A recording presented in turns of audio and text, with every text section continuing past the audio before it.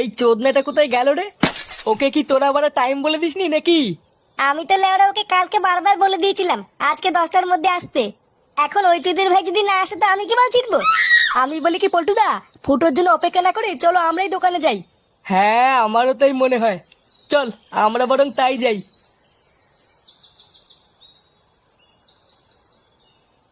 কেন রে বড়া, তুই আমার রংগুলো কেন ওকে দিলি? লেওরা আমি সকাল থেকে রংগুলো বেঁচে বেঁচে এক সাইডে রেখে গেলাম, আর তুই লেওরা সেই রংগুলো ওকে দিয়ে দিলি? হ্যাঁ আরে বাবা ফুটো, আমিও তো তোমাকে সেই একই রং দিলাম, ওই রংগুলো নিক না। ভোদা বালের কথা নাকি আমার রঙও নিয়ে নেবে? আমার বাড়া ওই রংটাই চাই।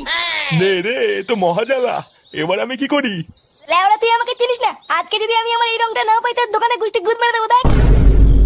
চোরের বাচ্চাটা আবার এখানে কখন এলো রে? তাই তো দেখছি গো পল্টুদা, এসে আবার দোকানদারের সাথে ঝগড়াও শুরু করে দিয়েছে। চল তো গিয়ে দেখি কি হলো। কিরে বড়া, তুই এখানে কি গান মারাচ্ছিস? দেখ না বড়া, আমি সকালবেলা এসে কিছু রং এক সাইড করে রেখেছিলাম আর বলেছিলাম কাউকে বেচবি না, আর এখন এই চোদনা সব রঙের কাছে বেঁচে দিয়েছে। হ্যাঁ তা কি হয়েছে, আরো তো অনেক ভালো রং আছে, ওগুলো নে না।